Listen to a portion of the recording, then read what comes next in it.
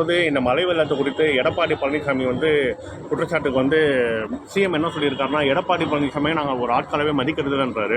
So அந்த யாரை மதிச்சிருக்கிறாரு? அதான் நீங்க எதுக்கு வந்தாருன்னு கேள்வி கேட்டா அதுக்கு பதில் சொல்லணும்ல. நீங்க யாராவது இத்தனை ஊடகங்கள் ஏதாவது அது குறித்து பேசுனீங்களா? கேள்வி கேட்டீங்களா? ஒரு நாட்டின் உலகத்தின் மிகப்பெரிய பணக்காரில் ஒருத்தருங்கிறீங்க. இந்தியாவில் முதன்மையான தொழிலதிபர் பணக்காரர். சொல்லுங்க, 2.5 லட்சம் கோடி கடன் கொடுத்துருக்கீங்க அவருக்கு. எங்களுக்கு ஒரு 2500 கொடுப்பீங்களா? 2.5 லட்சம் ரூபா எதாவது கொடுப்பீங்களா? அவ்வளோ பெரிய முதலாளி தமிழ்நாட்டுக்குள்ளே வர்றாரு. யாரை பார்க்க வந்தார்? எதுக்காக வந்தார்? யாரை சந்திச்சாரு? எங்கே சந்திச்சாரு? ஒரு நோக்கம் இருக்கணும்ல, ஒரு காரணம் இருக்கணும்ல. ஒன்றுமே இல்லையே. ஆக கேட்டதுக்கு எங்கள் ஐயாவை நீங்கள் என்ன சொன்னீங்க? நான் அறிக்கை விட்டேன், அதை நீங்கள் பொருள்படுத்த மாட்டீங்க. நான் கேள்வி கேட்டேன், ஏன்னா நான் உங்களுக்கு ஒரு பொருள் இல்லை. சரி, அவ்வளோ பெரிய தலைவர் எங்கள் ஐயாவை நீங்கள் என்ன சொன்னீங்க? அவருக்கு வேறு வேலை இல்லைங்கிறீங்க. எடப்பாடி ஒரு ஆள் இல்லைங்கிறீங்க. என்னது சொல்லுங்க? 73 இடம் வென்று எதிர்கட்சி தலைவராக இருக்கிறவரே ஆளா இல்லைன்னா இப்போ யார் சொன்னதை நீங்கள் கேட்பீங்க? யார் கருத்தை நீங்கள் மதிப்பீங்க, கேட்பீங்க? கடைசி கேள்வி என்னன்னா, சீமான் அவர்கள் வந்து ரஜினியை சந்திச்சது பிறகு அதுக்குண்டான விமர்சனம் அதிகமாக வந்திருக்கு. ஏன்னா இதுக்கு முன்னாடி ஒரே லிசன் கொஸ்டின், இதுக்கு முன்னாடி வந்து பார்த்தீங்கன்னா சங்கி என்ற வார்த்தைக்கு வந்து கடுமையாக எதிர்த்த சீமான் அவர்கள் வந்து தற்பொழுது சங்கி என்ற வார்த்தையை வந்து நண்பன்ற மாதிரி சொல்றாரு. சீமான் அவர்களுடைய பேச்சில் வந்து அதிகமாக முரண்பாடு இருக்கிறதுனால ஒரு கருத்து. என்ன முரண்பாடு இருக்கு? சங்கின்னா நண்பன் பொருள் அப்போ இருந்தா இருக்குது. என்ன ஏன் நீ சங்கின்னு சொல்ற? அதுக்கு தான் செருப்பத்தி காட்டினேன். என்னை சங்கினா அடிப்பேன்னு. உண்மையான சங்கி நீ தானே சங்கி. இப்போ எல்லா அமைச்சரும் போய் நீங்கள் வந்து அங்கே நிர்மலா சீதாராமன், அங்கே இருக்கிற ராஜ்நாத் சிங் எல்லாரையும் சந்திச்சுட்டு என்ன காரணம்? பிரதமர் என்னை சந்திக்க ஆள் அனுப்பி கூப்பிட்டு நான் போகல. நான் சங்கி. நீங்கள் காலையில் மகன், மாலையில் அப்பா, ஒரு சதுரங்க விளையாட்டுனா கூட்டிகிட்டு வர வேண்டியது, கேலோ இண்டியானா கூட்டிகிட்டு வர வேண்டியது, ஒவ்வொன்றுக்கும் கூட்டிகிட்டு வர வேண்டியது. 100 ரூபா காசு வெளியிட்ட ராஜ்நாத் சிங்கை கூட்டிகிட்டு வந்து வெளியிட்டது ஏன் அது சங்கி இல்லை? 5 ஆண்டு கூட்டணி வச்சு ஆட்சியிலிருந்து அனுமதிக்கும் போது அது சங்கி இல்லது. சங்கியா இல்லையா? ரஜினிகாந்த் எப்படி சங்கியானார்? பாரதிய ஜனதா கட்சியின் தலைவரா இல்லை அமைச்சரா? இல்லை அவர் சொன்னார் அவர் நான் ஆர்எஸ்எஸ்ன்னு. அவரை வச்சு வருஷத்துக்கு 2 படம் எடுத்து கோடி கோடியாக சம்பாதிக்கும் போது சங்கி காசு இனிக்குது. எல்லா நிகழ்ச்சிக்கும் அவரை கூட்டிகிட்டு வந்து அண்மையில் புத்தகம் வெளியிட்டு கூட கூட்டிட்டு வந்தீங்கல்ல, அப்போ சங்கி இல்லை. ஒரு தடவை நான் சந்தித்து படம் எடுத்துட்டோம்னா அது ஐயோ சங்கி அப்படின்னா வெறுப்பு வருமா வராது? வருமா வராது?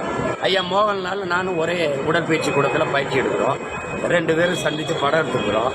அந்த மாநிலத்தின் சூப்பர் ஸ்டார் அவர் போடவா அது சங்கின்னு சொல்லுவியா?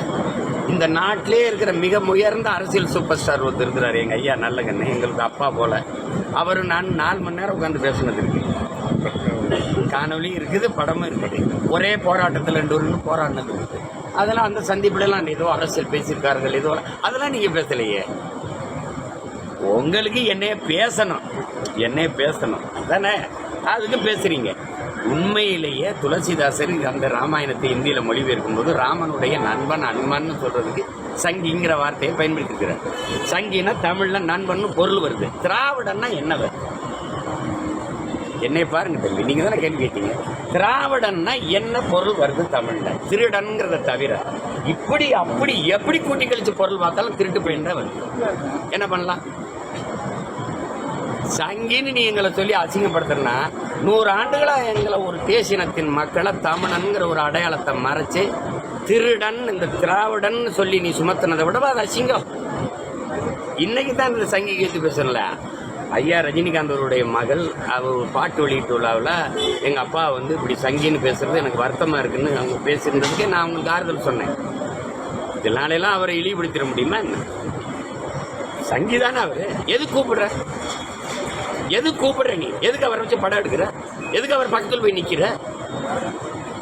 சார் அதே போல கிடைச்சி சார் அதை நீங்க கேட்கணுமா இல்லையா?